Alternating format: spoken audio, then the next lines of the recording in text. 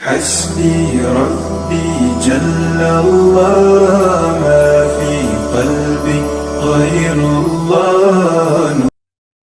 پارہ نمبر 27 میں سورۃ القمر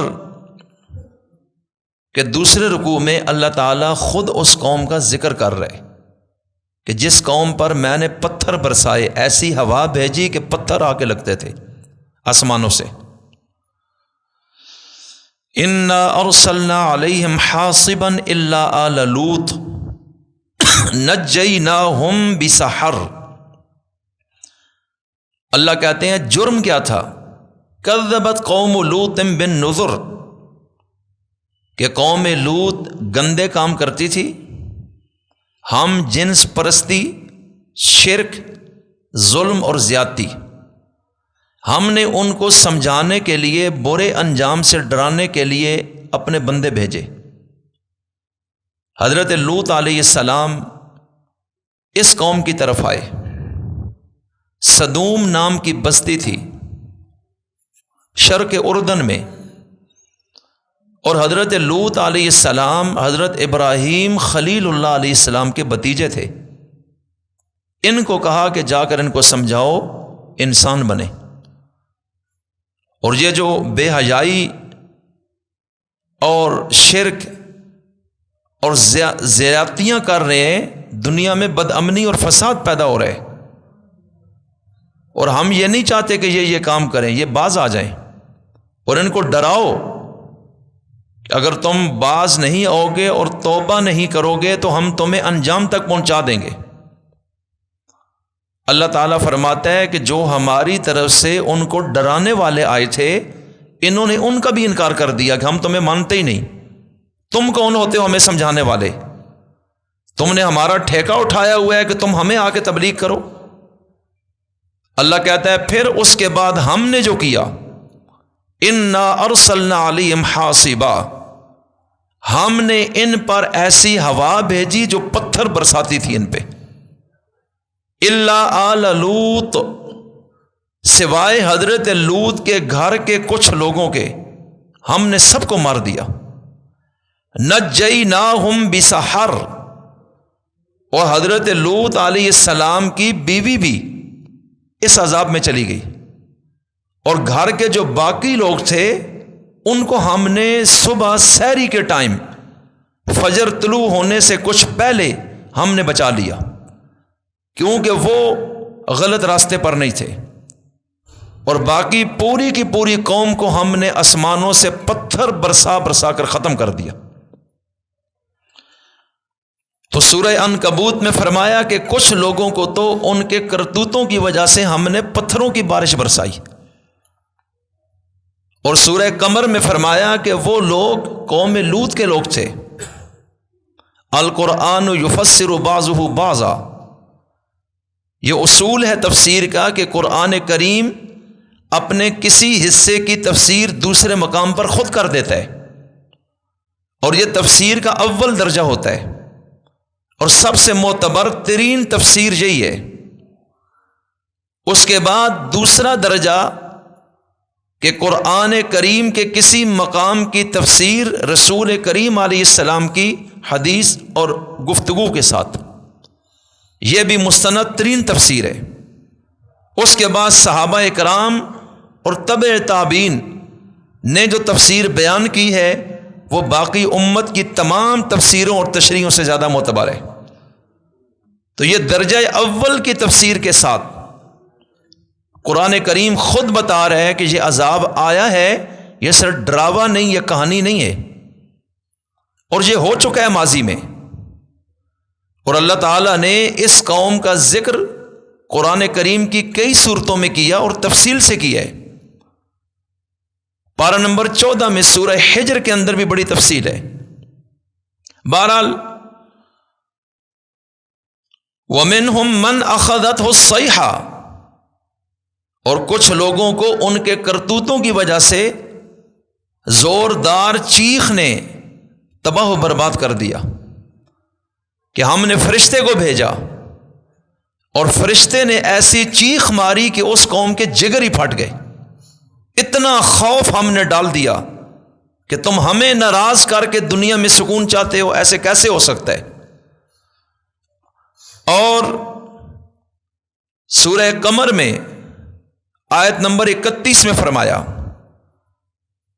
انا ارسلنا علیہم صیحۃ واحدہ، کہ ہم نے ایک ہی چیخ اور چنگاڑ بھیجی، ایک ہی چیخ سے اس پوری قوم کی بدماشی ختم ہو گئی، ان کے لیے ہمیں کچھ زیادہ نہیں کرنا پڑا۔ فکانوا کحشیم المحتضر، جس طرح باڑ لگانے والا باڑ لگاتا ہے اور بعد میں باڑ روند دی جائے اور کچل دی جائے تو باڑ کی جو شکل ہوتی ہے، اللہ کہتا ہے میں نے اس چیخ کے ساتھ ہی اس قوم کو اس طرح کا بنا دیا، کچلی اور روندی ہوئی باڑ کی طرح اس قوم کو ہم نے حشر نشر کر کے رکھ دیا۔ ان کی تمام طاقت، ان کا پیسہ، ان کی کوٹھیاں، بنگلے، باغات، ان کی زراعت اور ایگریکلچر، ان کی تہذیب و تمدن ایک چیخ کے ساتھ ہم نے نیست و نابود کر دی، اس لیے کہ انہوں نے ہمارے ساتھ مقابلہ کیا ہے۔ اور اس کے بعد وَمِنْهُمْ مَنْ خَسَفْنَا بِهِ الْأَرْضِ، اللہ تعالیٰ کہتا ہے کہ کچھ ایسے لوگ بھی تھے جن کو ہم نے زمین میں دھنسا دیا، اس لیے کہ انہوں نے بھی ایسے ہی کام کیے اور ہم نے ان کو زمین کے اندر دھنسا دیا، ہم نے اس طرح کا ان کو عذاب دیا۔ اور یہ کس کو کیا؟ پارہ نمبر 20 میں سورہ قصص ہے،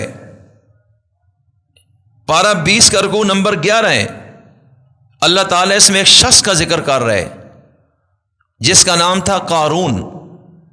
ان قارون کان من قوم موسیٰ فبغى علیہم، اللہ کہتا ہے ایک شخص تھا جس کا نام تھا قارون، دنیا کا سب سے دولت مند، حضرت موسیٰ کی قوم میں سے تھا اور ان کا رشتہ دار بھی تھا قریبی۔ فبغى علیہم، میں اپنی زبان میں کہتا ہوں، اللہ کہتا ہے بدماشی کرتا تھا، اپنی قوم کے لوگوں پر سرکشی اور بدماشی کرتا تھا کہ میں سب سے اونچا ہوں، میں جو چاہتا ہوں وہ ہوتا ہے۔ اس نے پیسے کو خدا سمجھ لیا تھا اور انسان نہیں رہا، پیسے کے بت نے اس کو خدا بنا دیا۔ وَآتَيْنَاهُ مِنَ الْكُنُوزِ مَا إِنَّ مَفَاتِحَهُ لَتَنُوءُ بِالْعُصْبَةِ أُولِي الْقُوَّةِ، ہم نے اس کو خزانے بہت سارے دیے، سونے کے، چاندی کے، ہیرے، جواہرات، مویشی، زمینیں، زراعت، قلعے، بنگلے، نوکر چاکر، دنیا کی تمام چیزیں، نقدی، درہم، دینار، شمار ہی نہیں تھا کہ اس کے پاس کتنا کچھ ہے۔ اور اس کے خزانوں کی چابیاں ایک طاقتور جماعت صرف اٹھا کر چلتی تھی کہ اتنی بڑی چابیاں تھیں، 70 اونٹ صرف اس کے خزانوں کی چابیوں کا بوجھ اٹھا کے چلتے تھے۔ اور پھر ایک وقت آیا، اس بدماش متکبر کو اس کے قوم کے لوگوں نے بھی کہا لا تفرح ان اللہ لا يحب الفرحین، گمنڈ نہ کر اور اترا نہیں، اللہ تعالیٰ شیخی کرنے بکھیرنے والوں اور اپنے آپ کو بڑا سمجھنے والے اور اترانے والوں کو پسند نہیں کرتا۔ ٹھیک ہے پیسہ تمہارے پاس ہے لیکن تھوڑا سا کپڑوں میں رہو، اپنے آپ کو خدا نہ سمجھو۔ اور پھر اس کے بعد کام چلتا رہا، حضرت موسیٰ سمجھاتے رہے، یہ ان سے بھی اڑ گیا، یہ کہتا تھا میں جو چاہتا ہوں وہ ہوتا ہے، زمانہ میری پوجا کرتا ہے میرے پیسے کو دیکھ کر، ملک مصر میں میرا نام ہے، حکومت مجھے عزت دیتی ہے، عوام مجھے چاہتی ہے۔ اللہ کہتا ہے پھر ایک وقت آیا فخسفنا بہ، کہ ہم نے اس قارون کو زمین میں دھنسا دیا، وبدارہ الارض، اور اس کی تمام جائیداد، بنگلوں اور کوٹھیوں کو بھی ہم نے زمین کے اندر دھنسا دیا۔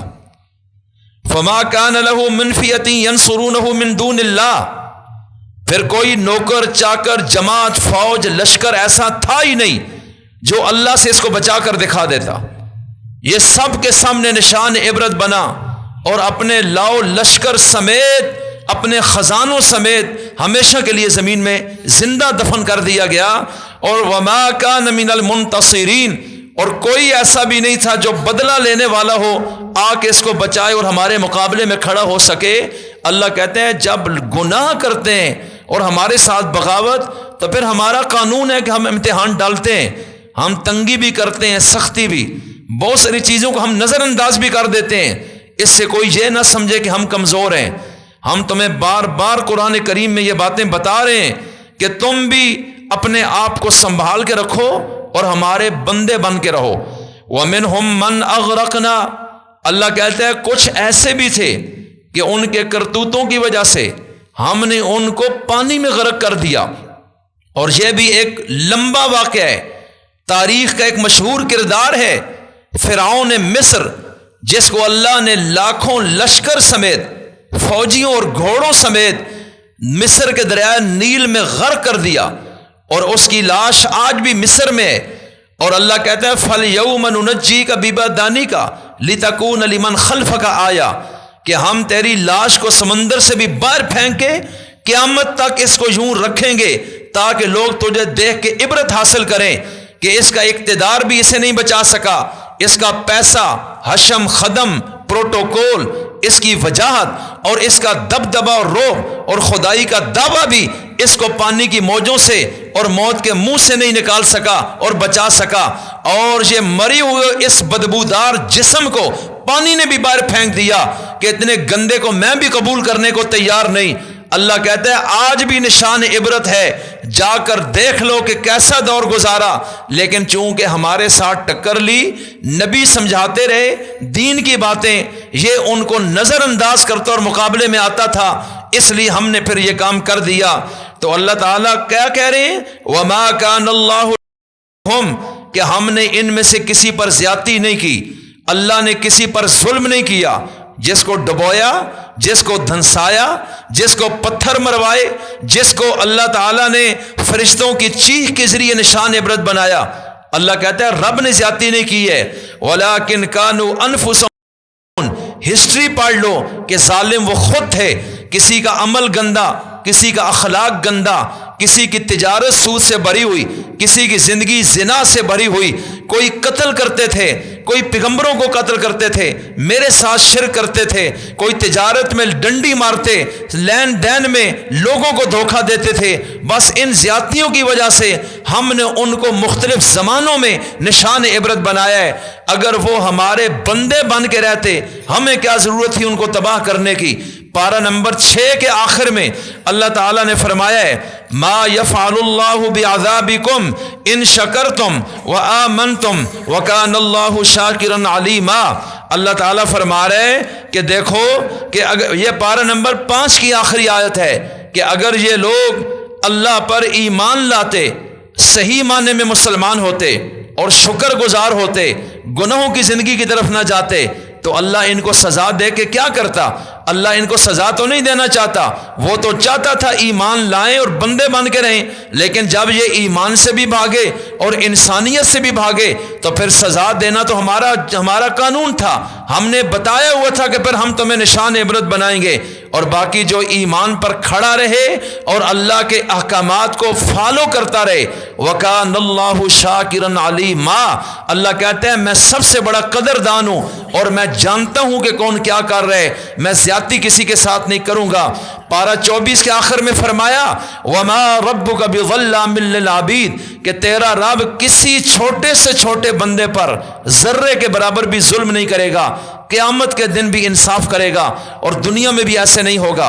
اس لیے اللہ تعالی ہمیں اپنی نافرمانی سے محفوظ فرمائے، ہمیں گناہوں سے اجتماعی اور انفرادی توبہ کرنے کی ضرورت ہے۔ یہ جو ہر وقت ہمارے اوپر دنیا میں بحثیت مجموعی امتحان آ رہے ہیں، تو ہم آج بحثیت مجموعی اللہ کے باغی بن چکے ہیں، لیکن آخری نبی سے یہ وعدہ تھا اللہ کا خاص طور پر کہ ہم آپ کی پوری امت کو کبھی تباہ نہیں کریں گے، جیسے پچھلی قوموں کو ہم نے تباہ کیا، یہ صرف آپ کی وجہ سے، ورنہ اگر یہ وعدہ نہ ہوتا تو آج دنیا دیکھتی کہ ہمارا کیا حشر ہو رہا ہے۔ یہ تو آپ کی رحمت للعالمین ہی تھی اور آپ کی دعاؤں کی وجہ سے ساری امت کو اللہ نے کبھی بھی ختم نہیں کرنا۔ البتہ امت کے مختلف حصوں پر عذاب ضرور آئے گا، اور ضروری نہیں کہ انہی کے گناہوں کا آئے، ساری امت کے گناہوں کا وبال بھی کبھی کبھی ایک حصے پر لا کر باقیوں کو عبرت کا موقع دیتے ہیں کہ ابھی بھی تمہیں ہم بتا رہے ہیں۔ آپ دیکھتے نہیں ہیں روہنگیا میں مسلمانوں کے ساتھ کیا ہوا، کس طرح ان کی عورتوں کی عزتیں لوٹی گئیں، بچوں کا قتل عام ہوا، ان کے جسموں کو چبایا گیا، کچے گوشت ان کے کھائے گئے، اور ہزاروں لوگوں کا قتل عام دنیا میں دیکھا۔ یہ مسلمانوں کے ساتھ ہوا۔ اس سے پہلے افغانستان میں دنیا کے 40 سے زائد ملکوں نے جس بے دردی سے مسلمانوں کا قتل عام کیا، اور آج غزہ اور فلسطین میں یہ 70 سال سے جو گیم وہ چلا رہے ہیں اور ابھی جس کیفیت میں ہے، اور یہ دنیا میں صرف مسلمانوں ہی کے ساتھ ہو رہا ہے، کافروں کے ساتھ نہیں۔ اس لیے کہ کافر کو اللہ ڈھیل دیتا ہے، مسلمان کو اللہ بار بار کھٹکھٹاتا ہے کہ ابھی بھی میری طرف واپس آ جاؤ، میں تمہیں آخرت میں اپنے قریب لانا چاہتا ہوں، جہنم سے بچانا چاہتا ہوں۔ اللہ کہتا ہے دنیا میں جو مصیبتیں آ رہی ہیں یہ میں تمہیں بتا دوں، یہ تمہارے کرتوتوں کی وجہ سے ہیں، بہت ساری میں نظر انداز بھی کر رہا ہوں، اور اگر میں پکڑنے پہ آ جاؤں تو ایک جانور بھی زندہ نہ چھوڑوں اس زیادتی کی وجہ سے جو تم اپنے رب کے ساتھ کر رہے ہو۔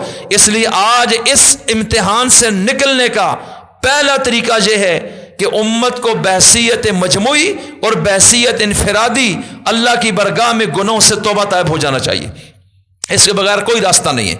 دوسرے نمبر پہ پھر اس مشکل میں دوسری وجہ دنیا میں مسلمان کے کمزور ہونے کی، پہلی گناہ، اسلام سے دوری، اس پر میں نے ساری گفتگو کی، اور دوسری وجہ کہ مسلمان آپس میں تنازعات اور جھگڑوں کا شکار ہیں، آپس میں افتراق ہے، آپس میں انتشار ہے، آپس میں اتحاد نہیں ہے۔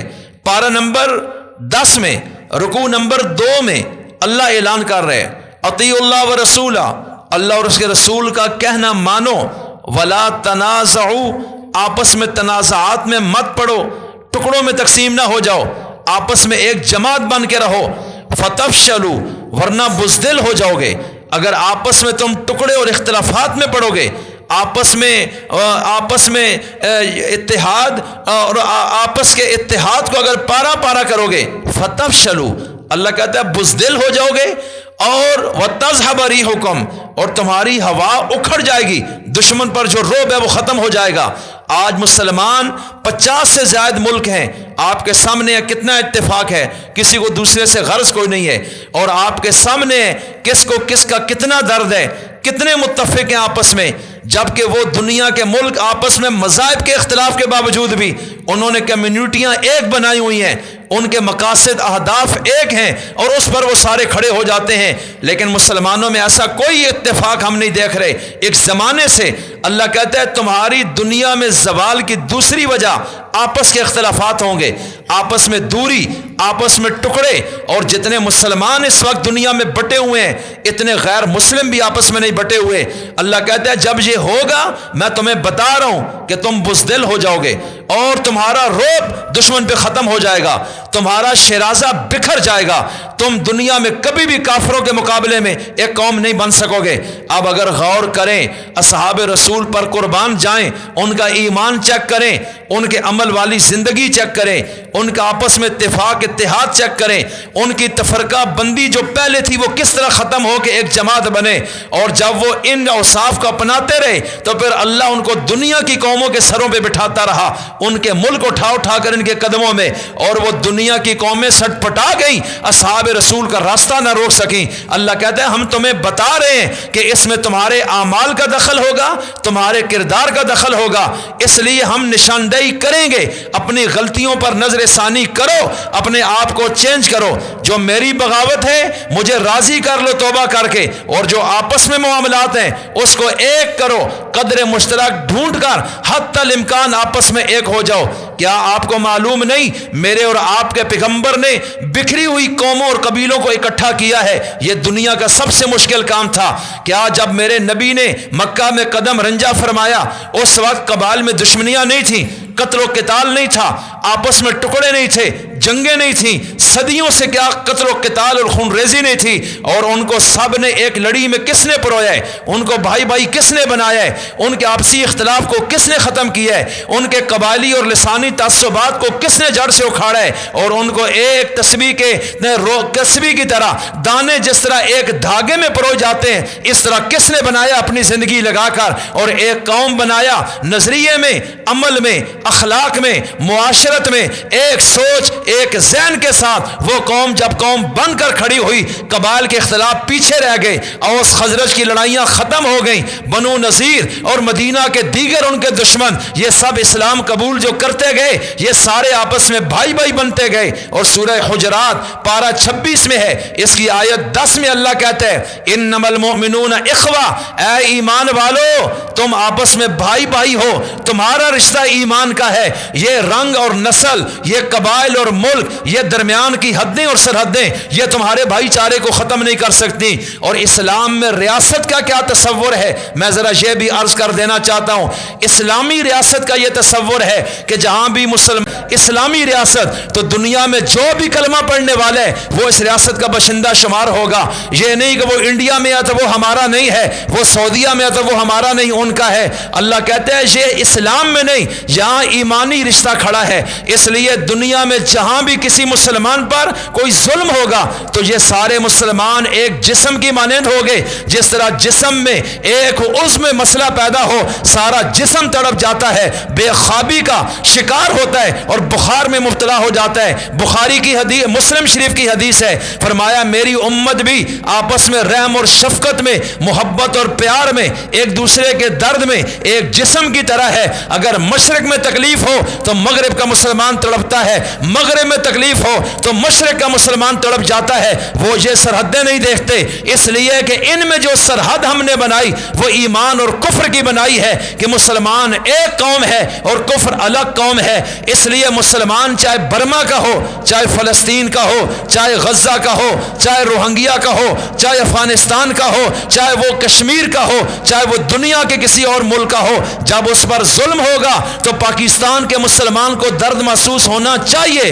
اگر اس کو نہیں ہو رہا تو یہ اپنے ایمان کو ذرا چیک کرے کہ میرے اندر ایمان فارغ تو نہیں ہو گیا۔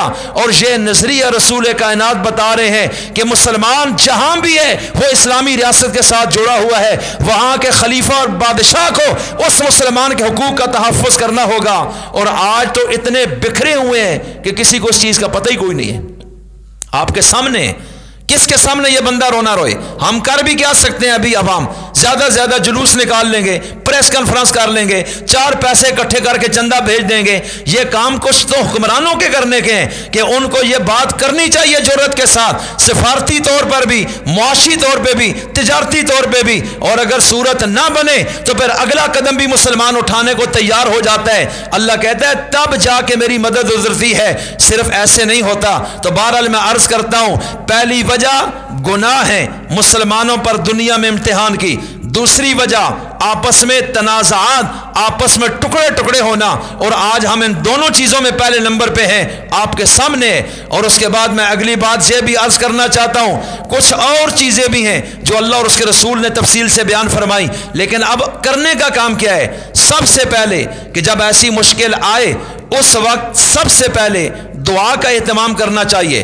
نبی کریم صلی اللہ علیہ وسلم نے ایک حدیث میں یہ ارشاد فرمایا کہ دعا ایک ایسا ہتھیار ہے جو انسان کو دشمن سے نجات دیتا ہے اور رزق کو بھی بھرپور طریقے سے کھینچ کر لے آتا ہے۔ اور فرمایا اے رات اور دن میں اے اللہ کے بندو دعا لازمی کیا کرو۔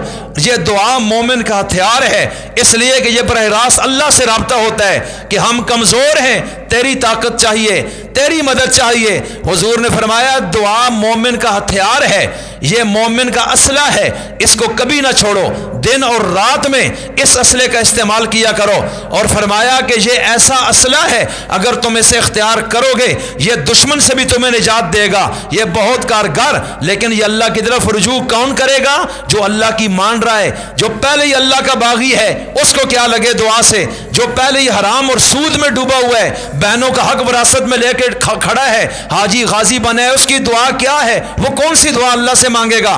اس لیے کہ ظلم تو یہ خود کر رہے، ظالم بنا ہوا ہے۔ اس لیے میں عرض یہ کرنا چاہتا ہوں، ان چیزوں کو سمجھنے کی ضرورت ہے۔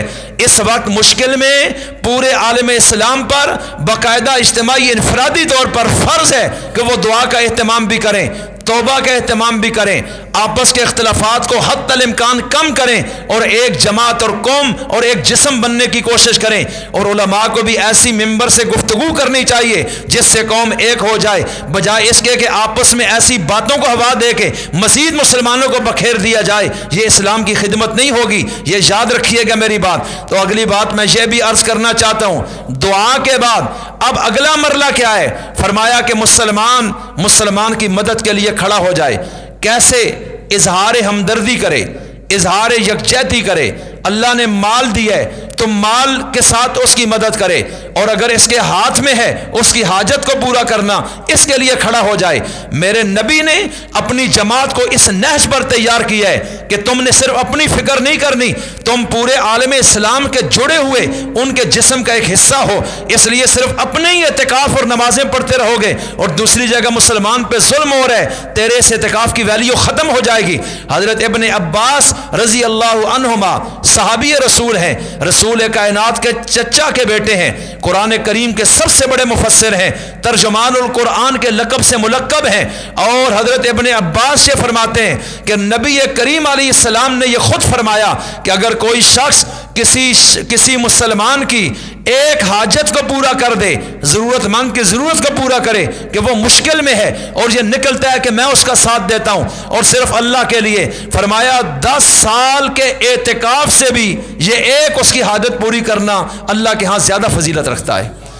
ایک شخص 10 سال سے اعتکاف بیٹھا ہے مسجد میں، فرمایا اس کو وہ درجہ نہیں ملا جو اس شخص کو اس مظلوم کے ساتھ جانے میں مل چکا ہے. اور پھر یہ فرمایا کہ ایک دن کا جو اعتکاف ہے اللہ کے ہاں، جو اللہ کی رضا کے لیے ہو، دنیا کو دکھانے کے لیے نہیں، اس کی حیثیت کیا ہے کہ اس ایک دن کے اعتکاف سے اللہ اس انسان کو جہنم سے 3 خندق کی دوری پر لے جاتا ہے، اتنا دور لے جاتا ہے. اور فرمایا ایک خندق کا فاصلہ مشرق اور مغرب کا فاصلہ ہے، جتنا ایک طرف مشرق اور مغرب ہے کتنا بڑا فاصلہ ہے، یعنی دنیا کے 2 کنارے.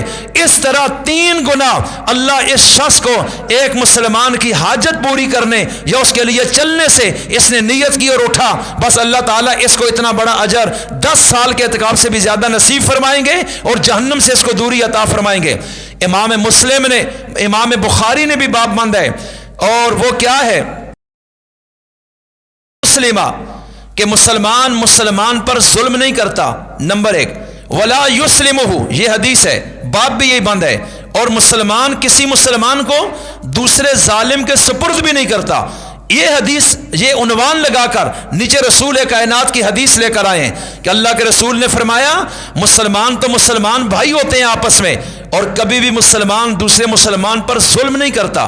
اس کی جان پہ، مال پہ، عزت پہ، اولاد پہ زیادتی کرے، کہا نہیں، مسلمان ایسے نہیں کر سکتا. اس لیے کہ یہ مسلم ہے، اسلام قبول کر چکا ہے. اسلام کیا ہے؟ سلامتی کا مذہب ہے. اپنے لیے بھی اگر سلامتی نہیں ہے، اپنے بھائیوں کے لیے بھی، تو باقیوں کے لیے کیا امن کا پیغام لے کے جائے گا؟ یہ کیسا مسلمان ہے کہ جس کے ہاتھ سے بھی کسی کی عزت محفوظ نہیں، زبان سے بھی محفوظ نہیں. ایک اور حدیث مبارک ہے، المسلم من سلم المسلمون من لسانی و یدی، کہ صحیح مسلمان ہے ہی وہ جس کی ہاتھ اور زبان سے دوسرے مسلمان محفوظ ہو جائیں، ان کو تکلیف نہ ہو. زبان سے گالیاں دے رہے، غیبتیں کر رہے، چغلیاں لگا رہے، بکواس کر رہے اور جاسوسیاں کر رہے، اور پھر ہاتھوں سے لوگوں کے مال میں خرد برد، کاغذوں میں، پٹوار خانوں میں، کہا کہ یہ کیسا مسلمان ہے؟ یہ تو مسلمان ہو نہیں سکتا ہے. اللہ کے نبی فرماتے ہیں یہ مسلمان نہیں ہے، اس نے صرف کلمہ پڑھا ہوا ہے. مسلمان ایسا کبھی بھی نہیں ہوتا. اس لیے اس حدیث میں جس کو امام بخاری نے بیان کی ہے، آپ فرماتے ہیں لا مسلمہ، کہ مسلمان کبھی بھی مسلمان پر ظلم نہیں کر سکتا. ہوتا نہیں ایسے کہ بھائی بھائی پہ کیسے زیادتی کرے گا. دوسری بات ولا یسلمہ، اور اس کو کبھی بھی دشمن کے حوالے نہیں کرے گا. کیا ہم نے پاکستان میں رہتے ہوئے اس وقت امریکہ کی خوشنودی کے لیے یہاں کے مجاہدین کو اٹھا کر نہیں دیا تھا پیسوں کے لیے؟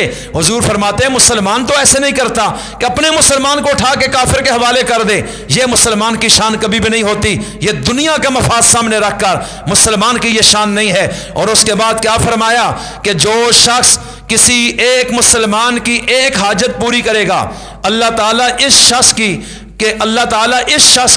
قیامت اس شخص کی حاجت حاجت کو پورا کرے گا، جب یہ مشکل میں ہوگا اللہ اس کے لیے خود راستہ نکالے گا۔ اور اگر یہ کسی مسلمان سے ایک مصیبت دور کر دے جس مشکل میں ہے، اللہ قیامت کے دن کی مصیبتیں اس سے دور کر دے گا۔ اور فرمایا اگر کسی نے کسی مسلمان کا کوئی عیب دیکھ لیا، اس کی کوئی کمزوری اس کو پتہ چل گئی اور یہ پردہ ڈال دیتا ہے کہ میں لوگوں کو نہیں بتاتا، بس ختم، میرا بھائی ہے، کسی کو پتہ نہ چلے، اس کی عزت خراب نہ ہو، فرمایا کہ یہ شخص جو ایک مسلمان کی پردہ پوشی کر رہا ہے، اللہ قیامت کے دن اس کے عیبوں پر بھی پردہ ڈال دے گا۔ اور آج ہم کیا کر رہے ہیں؟ ایک دفعہ کسی تکا تو گواہن تک نے بندہ کہ جا بھائی یہ تو ایجا بندہ ہے، ایجا اتوں بڑا حاجی غازی وچوں ایک جائے۔ حضور کہتے ہیں مسلمان ایسا نہیں ہوتا۔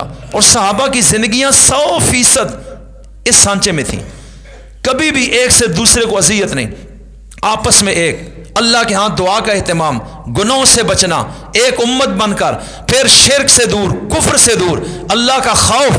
اور اس لیے دنیا کی قومیں مل کر بھی احزاب، غزوہ احزاب ہوا، لشکر اکٹھے آئے، صحابہ کو زیر نہیں کر سکے۔